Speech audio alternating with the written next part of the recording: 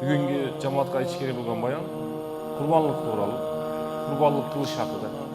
Hurmatli jamoat, mana Xudo xolasa 27-kuni hayit o'qiymiz. Buni nimada ham juma bayonda oxirida tushuntiramiz. Hayitdan oldin hayitni va qurbonlikni masalasini jamoatga tushuntirishga harakat qilamiz.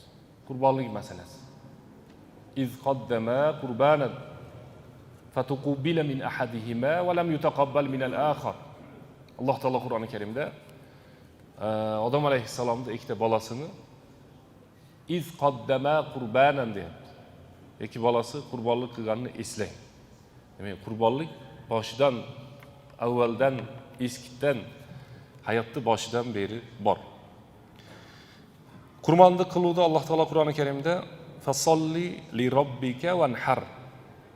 Robbing uchun namoz o'qi, jana qurbonlik qil, qurbonlik chal. Kavsar surasi 2-oyat. Qur'onda, hurmatli jamoat, eng kichik sura bor. Alloh taolo Qur'oni Karimda 1,5 qatorlik sura tushirdi. Bir qatordan ozgina ko'proq. 1,5 qator. Eng kichkina sura. Qur'oni Karimdagi eng kichik sura. Biroq o'sha suraning ichi to'ldir ma'no.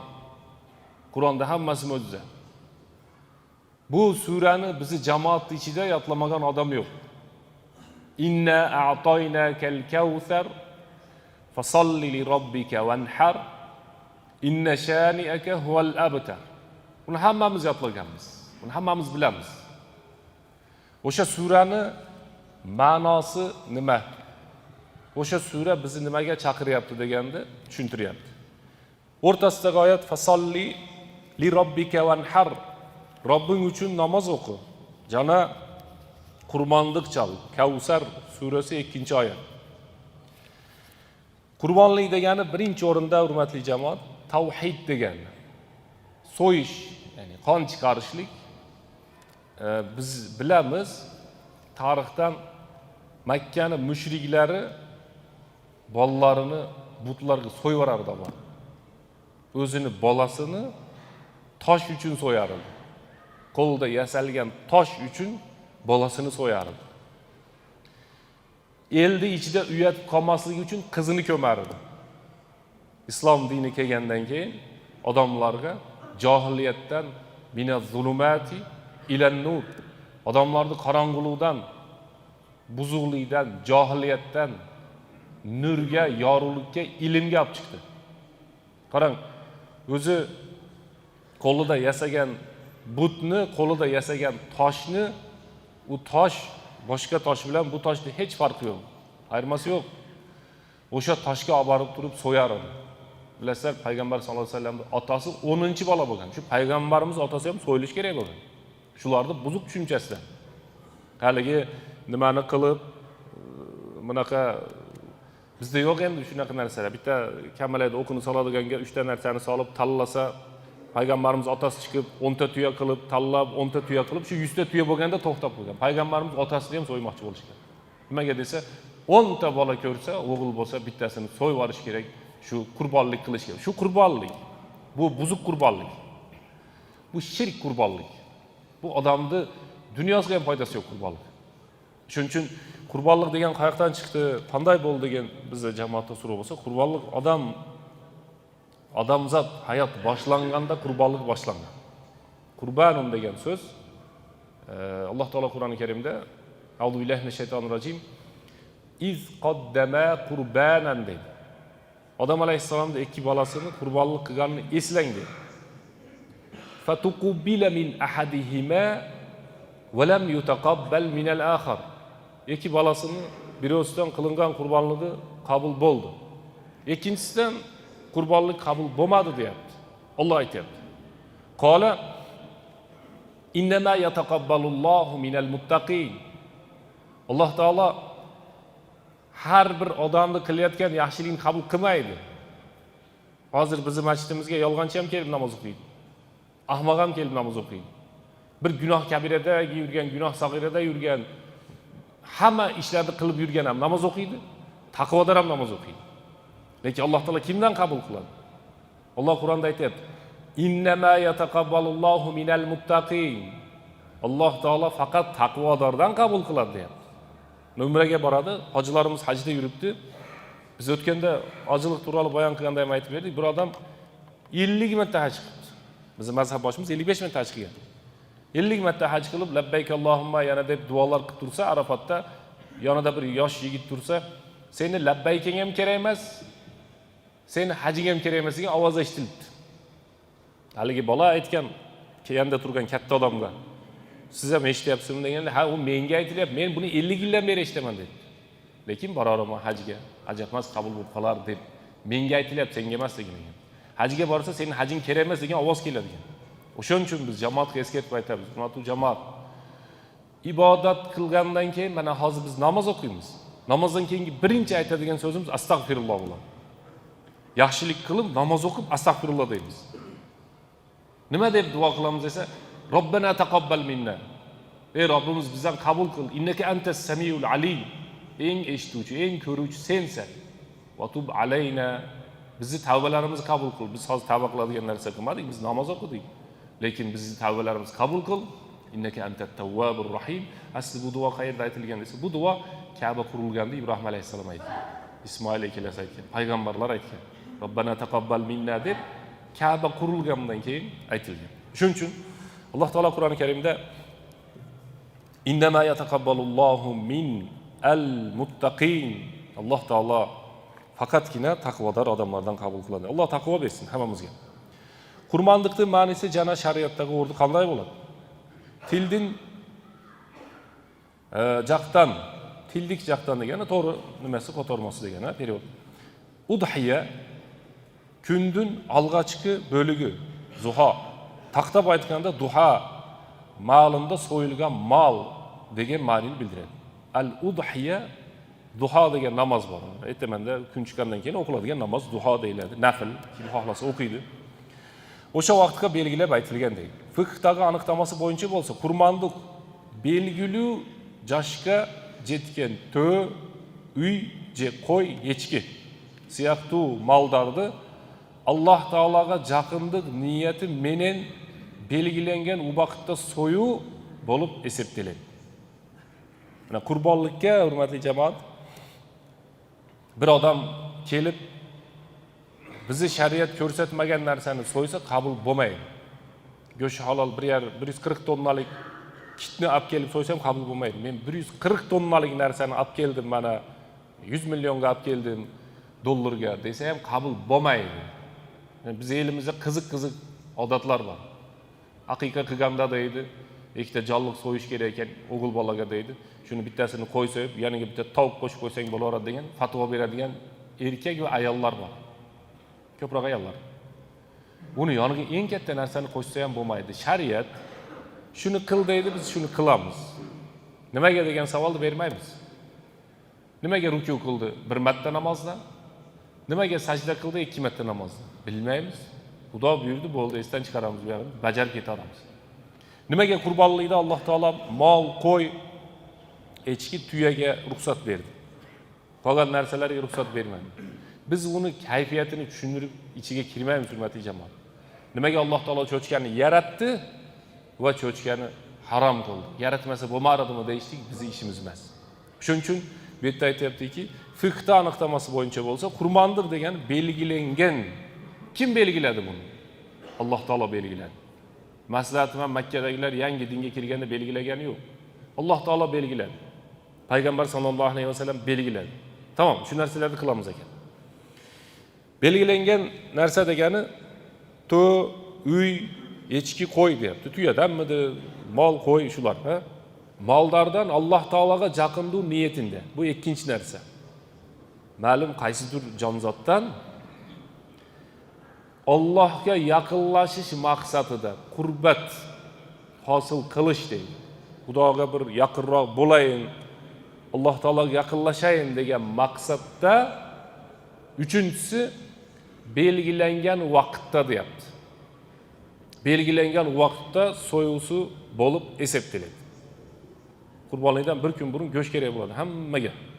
Osh qiladi bizda. Hammasiga go'sht kerak bo'ladi. Lekin uydagi bu qo'y so'yadi ertaga.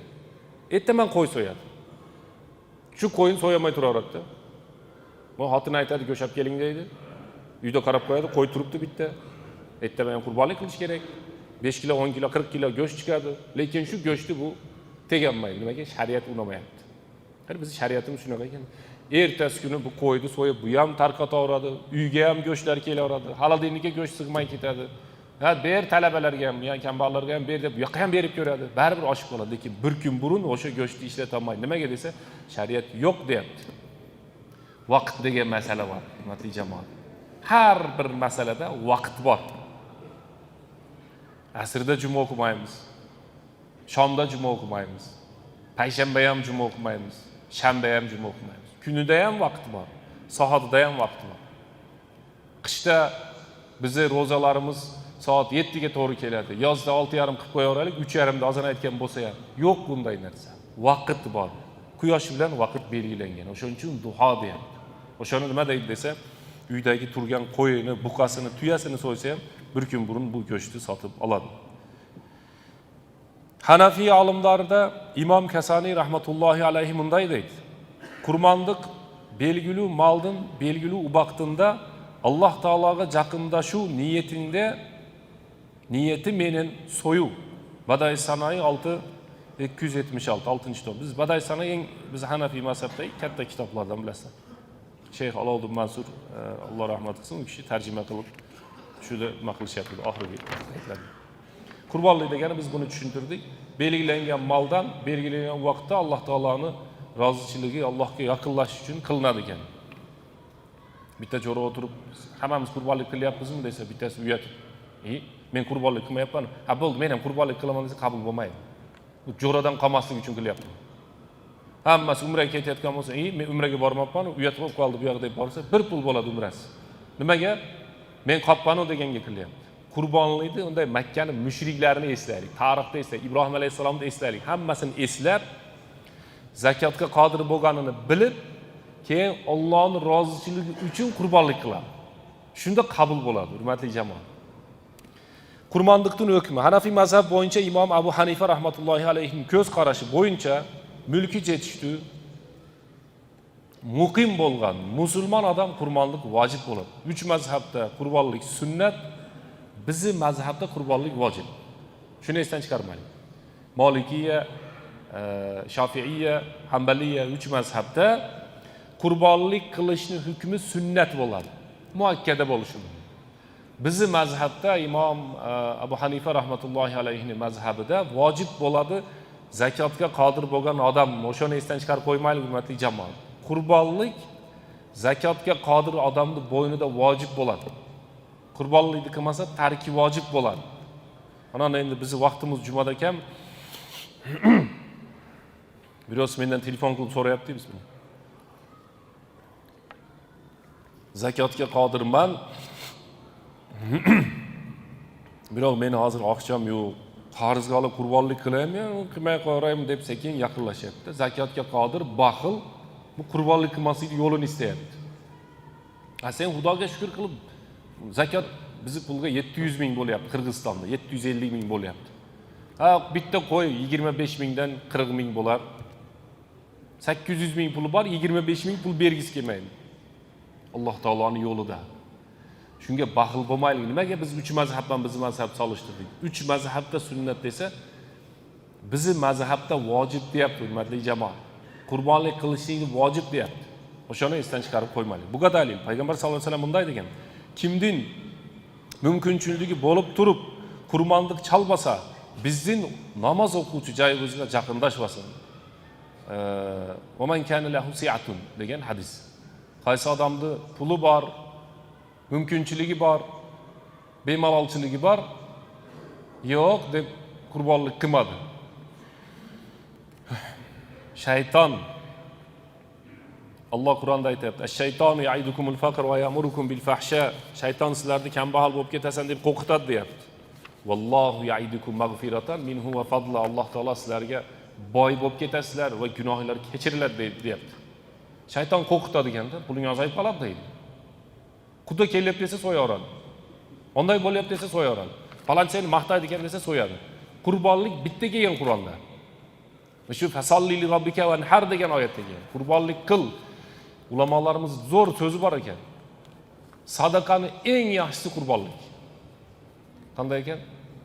Sadaqani eng yaxshisi qurbonlik. Buni so'yilgan qon Alloh taoloning yo'lida. Haligi hadisda keladi-yu, qaysi qurbonlik qilinayotgan mahluq, qo'ymi, molmi, tuyami ustida qancha tuki bo'lsa, qancha uni tuklari bo'ladigan bo'lsa, 1000 tami, 100 ming tami tuki bo'ladigan bo'lsa, shuncha savob bo'ladi degan.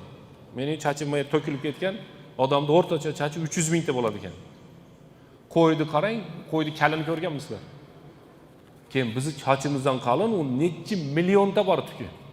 Payg'ambar sallallohu alayhi vasallam hadisda kim qurbonlik qilsa, qurbonlik qilingan jonzotni qancha tuki bo'lsa, ash'ariha degan, qancha sochi bo'lsa, qancha tuki bo'lsa, shuni har biri hisoblanib, o'shani har biriga alohida savob yoziladi deydi. O'shuning uchun biz olimlarda aytgan so'z, qilingan qurbonlikda eng yaxshisi, qilingan ehsonda eng yaxshisi qurbonlik bo'lib hisoblanadi. Hanafiy olimlar bu hadisni qat'iy eskirtib vojib narsaligini tashtovga g'ana tegishli bo'lgan deyishgan. Vojib deb olgan biz masalamiz. Qurbonlikdan danishmandlikning jana maqsadlari. Hikmat qanday? Hurmatli jamoat, qurbonlik jon g'ana qon chiqaruv emas, onun ortida cho'ng ruhoniy jana qavmlik maqsadlar yotadi. İbrahim payg'ambar alayhissalomning sunnatini tiriltuv. Qurbonlik İbrahim payg'ambar menin. Onun o'g'lisi İsmail alayhissalomning buyurilgan oyat bor. Oyatda Alloh taolo İbrahim alayhissalom tush ko'rdi. Payg'ambarlar tushi haq. Ko'rmagan tushini men mo tushni ko'rdim deb gapirgan do'zax bo'lsin degan hadis bor. Bir odam tush ko'rmadi-da, bitta boydimi, bitta mansabdaginimi ko'rib qolib, kecha tushimda payg'ambarimizga yuribsiz ekan debdi haligimga. İmom Buxoriyda kelgan do'zax bo'lsin degan. Kim ko'rmagan tushini ko'rdim desa, men bitta shunday odamni ko'rdim, bittasi men ko'rishib turib, bu haligini yanida payg'ambarimiz aytib boryapti haligimga. Haliginga yaqinlashish uchun. Qiyomatda nima deydi bu odam? Payg'ambarimizni bitta ko'rishganda nima deydi bu odam? Payg'ambarlar shu haq qola ya bunayya inni ara fil manami anni azbahuk dedi. Bolam qarang dedi. Men tush ko'rdim, o'sha tushimda men sizni qurbonlikqa chalyapman ekan dedi. So'yyapman ekan dedi. İbrahim alayhisalom bolasiga 6 yosh kichkina bolasi. Qola ya abati fa'al ma tu'mar. Satajiduni inshaalloh minas sabirin. Ota dedi. Qurbonlik qilish kerak bo'lsa, so'ying meni dedi. Men sabr qilib turaman dedi. İsmail payg'ambar, payg'ambarimiz afadadasi. İshaq ikkinchi taraf. İsmail bu taraf. Bilasizlar, İbrahim alayhissalomning ikkita oilasi bo'lgan. Danishmandlik jana maqsadlari qanday bo'ladi desa, İbrahim alayhissalomning payg'ambar bilan uning o'g'lisi İsmail alayhissalomning buyurilgan mo'yinga sunu o'sha yoqdan boshlangan. Alloh taolo Qur'oni Karimda va fadaynahu bi zibhin azim. Biz dedi İbrahim alayhissalomga qarang, sinov oxirgacha bo'ladi. Qanday bo'ladi desa, bolasini so'ymoqchi. Boshqa oyatda bolasini olib kelib, toshni ustiga qo'yib, pichoq tortgangacha Alloh taolo tek qo'ydi. Bir odam ozgina sinalsa, voy men sinalyapman, nimaga men kasal bo'lyapman, nimaga onday bo'lyapti, onday bo'lyapti, nima deydi? Men nima gunoh qildim deydi. Ha, sen hamma gunoh qilgansan. Sen qilmagan gunoh qolgan yo'q. Men nima gunoh qildim? Sen shu gaping o'zi gunoh. Nima gunoh qildim deyishing o'zi gunoh sening. Yana men nima gunoh qildim deydi bu. İbrahim alayhissalom nimaga darajasi baland? Chunki sinov ko'p bo'ldi u kishiga. Va tallahu lil jabin dedi Alloh oyatda. Olib kelib yonboshlatib qo'ydi tosh ustiga bolasini dedi. Yaxshi ko'rgan bolasi. Qiziq joyi, o'sha bolasi 90 ga kirganda ko'rgan bolani.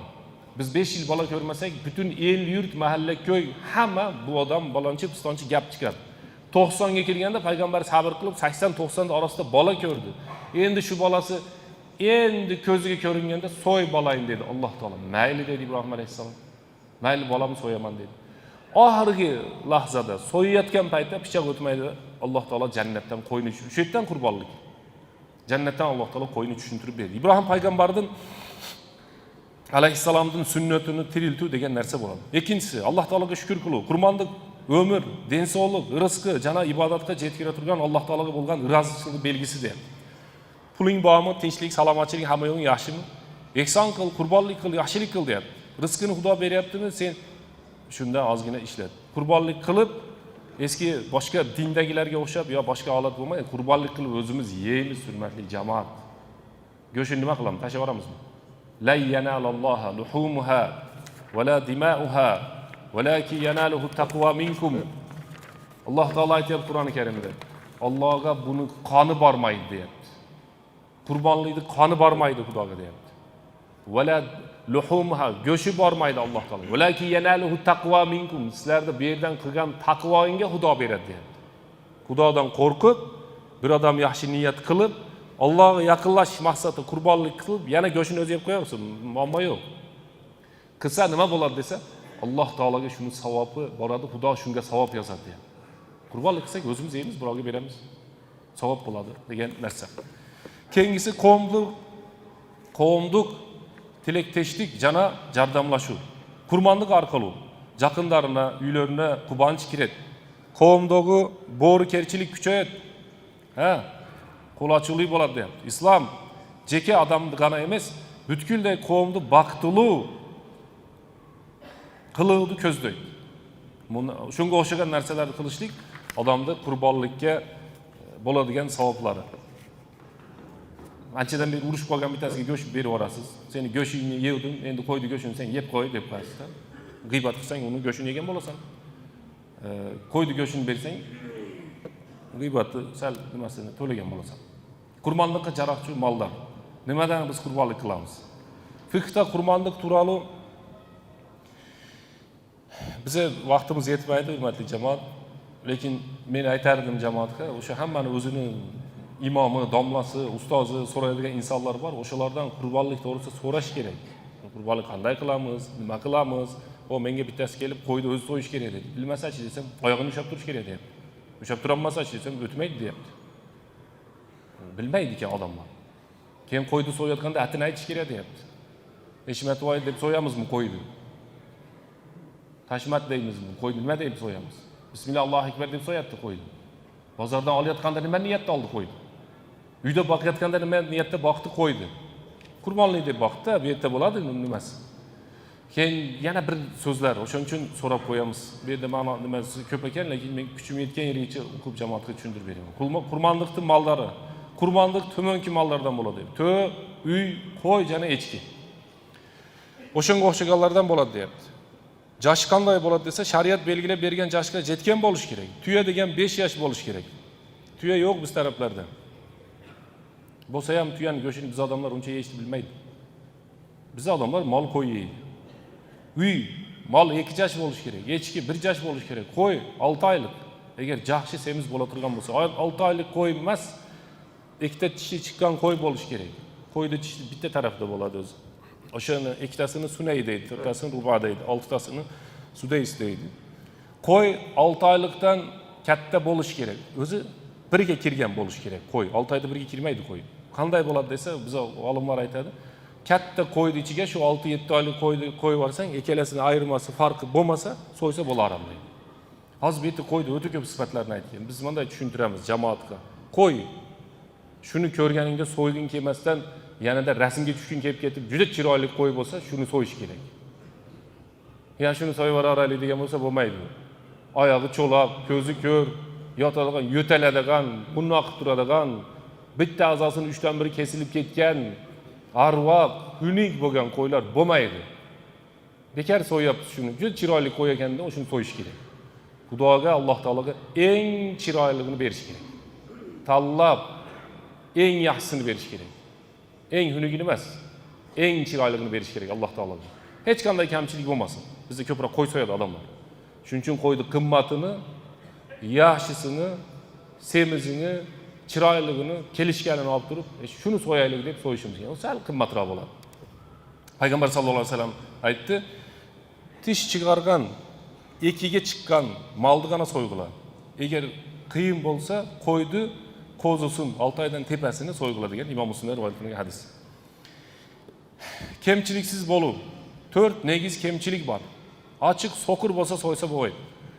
Ayqin o'rib, kasal qo'ydi shu bahona qutulib olmaylik ya o'sha qo'yimizdan. Keyin mahallada suratini tashab, men qurbonlik qildim deb gruppada like to'plash kerak yo'q. Basa olmagan qo'y. Dunyoda yurolmagan qo'yni jannatga yurgizib yubormaylik keyin. O'ta ariq qo'y deyapti. Arvoq qo'ydi, so'ysak bo'lmaydi ekan. Payg'ambarimiz sollallohu alayhi vasallam aytdi, 4 turli mal qurbonlikqa jarabaydi. Hozirgi nimani hadisda aytib beryapti. Jabr radhiyallohu anhudan rivoyat qilinadi. Hudaybiya kuni biz 70 to'y so'ydim. Har bir to'y 7 kishidan bo'ldi. Qo'y so'yishdan tashqari buqa so'ymoqchi bo'lgan odamlar, tuya so'ymoqchi bo'lgan odamlar 7 ta odam sherik bo'lsa bo'ladi. 6 ta odam sherik bo'lsa bo'ladi. 5 ta odam sherik bo'lsa bo'ladi. 4 ta, 3 ta, 2 ta, bitta. 8 ta bo'lmaydi. Buqa so'ymoqchi bo'lgan odamlarda 7 ta odam sherik bo'lsa bo'lar ekan. 7 tani 7 ga bo'lib, go'shtlarini tarqatib tashlaydi. Alemi qo'ycha echkining negizi bir odam uchun g'ana eseptiladi deydi. Hanafiy mazhab bo'yicha qurbonlikning uboqtisi qachongacha? Zulhijjaning 12-kun botishga chayin ulantadi. Hayit namozini o'qib, uyga borib, o'zi so'yishni bilsa, qo'y so'yishni bilsa o'sha odam, so'yishni bilgan odam so'ysin, hurmatli jamoat. Qo'yni yarmini so'yib, kallasi osilib, qon bilan ko'chaga qochib, unaqa qo'yni ham qiynamasin. Iza qataltum fa ahsinul qitlata. Payg'ambar sollallohu alayhi vasallam, agar sizlar bir narsa so'ysanglar, rohatlantiringlar dedi. Pichoq o'tkir bo'lsin. Keyin o kushonadagi odamlarga ham o'zi yaxshi, ular ham bilishadi. Qator qilib baylab qo'yib, birinchi buni, ikkinchi buni qilib so'ysa bo'lmaydi. 2 marta o'ltirmanglar degan hadis bor. Qo'yda ahli yetadi ekan. So'yilib ketishga ahli yetmaydi ekan u. O'sha payt so'yilishga ahli yetadi ekan. So'yilishga ahli yetganda qo'y qochib ketar deydi menda. Semirtirib so'yib yuboramiz, lekin yoniga qo'yib so'yayotsa, siz shuni biladi ekan, qo'y. O'shanga bitta qo'yni so'yayotganda boshqa qo'y ko'rmay turish kerak. Narigi qo'y 2 marta o'ladi degan narsa. Ha, u qayerda musulmonlarda bittasini yanda ikkinchisini ham so'yapti ba'zi bir joylarda. Bizi shariat qo'ydi bittasini yanda so'yma deyapti. Qo'ydi. O'shanday qurbonlik qilmoqchi bo'lgan odam o'zi so'ysin. O'zi so'ymasa guvoh bo'lib turgani yaxshi. Bismillahi Allohu akbar deb so'yiladi. Allohu alam buni qolganini bizning vaqtimiz yetmadi. Qurbonlikni vaqti hayit namozidan keyin birinchi kuni 10-Zulhijja bo'ladi. Ikkinchi hayit, 3-hayit shomgacha. O'sha hayitgacha so'yilgani sadaqa bo'lib qoladi. Shomdan keyin so'yilgani ham sadaqa bo'ladi. Shu vaqtda o'rtasida g'ila qurbonlik bo'ladi. Birinchi hayit kuni afzal degan bizning mazhab. Birinchi hayit kuni, ikkinchi hayit kuni, 3-hayit kuni. Ramazondagi hayit 1 kun, bu Eidul Adha'dagi qurbonlik hayiti 3 kun bo'lib hisoblanadi. Va axiru da'vana alhamdulillahi robbil alamin. Subhan robbika robbil izzati amma yasifun va salamun alal mursalin. Alhamdulillahi robbil alamin. Va hdina ووفقنا إلى الحق وإلى طريق مستقيم. ربنا ظلمنا أنفسنا وإن لم تغفر لنا وترحمنا لنا. Chubaqoji bizi Qirg'izistonimizni eng ulug' medali, eng ulug' nomi Qirg'iziston qahramoni degan nima berildi kecha. Bu kishi shu yerda dars o'tgan oxirgi marta. Bu bilgan odamlar bo'lsa biladi. Oxirgi dars mana shu joyda o'tgan. Undan keyin karantin bo'lgan. Karantinning o'rtasida bu kishi dunyodan o'tib ketdi. Dunyoda shuni ko'rib ko'pchilik havas qildi. Prezident tarafdan berilganini ko'rib havas qildi. Bu dunyodagi mukofot. Oxiratdagi mukofot juda undan ham ulug' bo'ladi. Alloh subhanahu va taolo mana shuni bergan odamlarni ham dinimizni hurmat qilayotgan, dinimizga xizmat qilayotgan, ulamolarni qadr qimmat qilayotgan insonlarning maqsadlarini Alloh taolo hosil qilsin.